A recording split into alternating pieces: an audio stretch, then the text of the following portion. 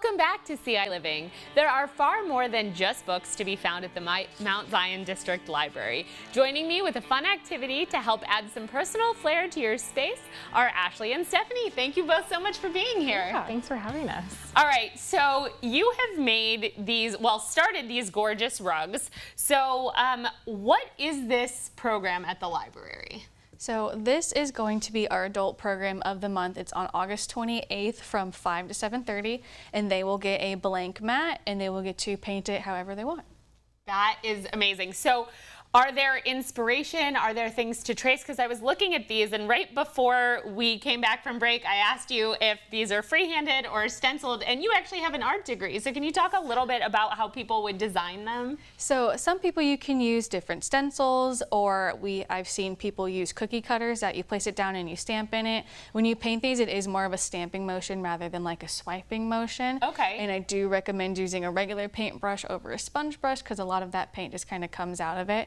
But inspiration comes from online, from anything that you think of, and you also don't have to paint an entire mat. You can paint like just welcome across it, and it's still going to look great, and you made it yourself. That's pretty incredible. And then do you have to spray it or do anything special to make it waterproof so the paint doesn't come off, or is the paint a special paint that goes right into the mat? So we're just using acrylic, and that's what we've done for these two mats.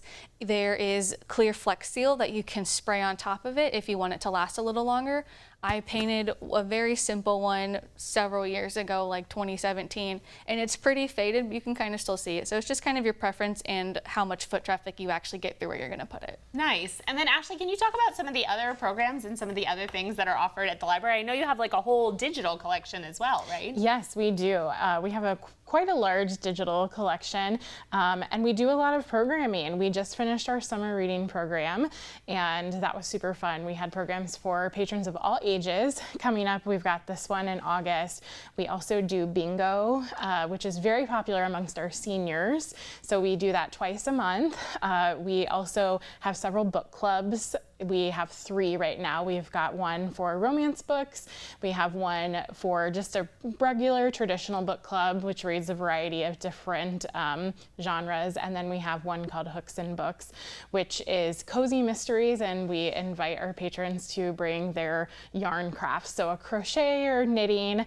And what's really nice is we order in the books, but we also have so many apps, like I said, and you can access them through the apps, which is really cool. And do you need to have a library card to participate, or you just sign up?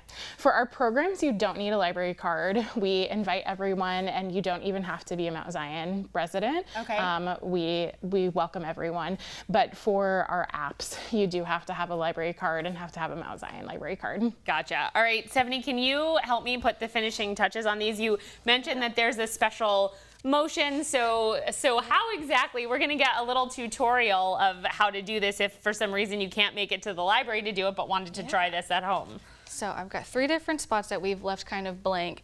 Okay. And so 3 different colors, and so you just take the brush, dip it in there, and then the best thing to do is just kind of give it a tap. Oh, okay. So it's like a tapping motion. Mm-hmm. And that helps the paint spread out a little bit more, because you can brush it, but it's not going to go as far as you think it would. Tapping really does help it spread out a bit more. Yeah, I was going to say it kind of the mat really, I mean, I guess that's what a mat is supposed to do, right? It absorbs liquid, so it very much is trying to absorb the paint, huh? And you can do a light layer, a thick layer. Some of the spots on this mat have a pretty thick layer, some have a pretty thin layer. My biggest suggestion is to do a light layer of white with your design first, because then it'll make it easier for the paint to go on, and it'll stand out a little bit more rather than if you had just put it on the brown mat. I noticed that a lot of this kind of has a white primer layer, so I guess it's similar to painting a house where you want to kind of get that good foundation and then add on top of it. Absolutely. So how did you come up with the idea for this? So we wanted to do something for you guys that you could keep, and so we looked up your logo, and I just kind of painted it with the colors on it. Started by measuring out the orange rectangle behind the letters, and then did the letters, and then kind of free-handed the blues and the whites. And you said the one in the front is actually modeled after a sign that you have at the library? Yes, in our teen section we have a neon sign that says read books, be kind, stay weird. And our whole teen section was picked out by our teen advisory board and our teens that come in, so they get to see all of the things that they get to contribute to the library, which is really cool. And then I like that this potentially could be a group craft. You've given us 3 paintbrushes. We're all taking a section. So if you're thinking that maybe you want to do this, but it's a little overwhelming to have to paint a whole mat, bring a group of friends and this could be a group activity. Yeah, absolutely. And it's not too hard to clear up mistakes either. I was just kind of in the zone and I did actually mix up the letters on this. And you can hardly, if you can even tell, that I messed it up. Never would have known.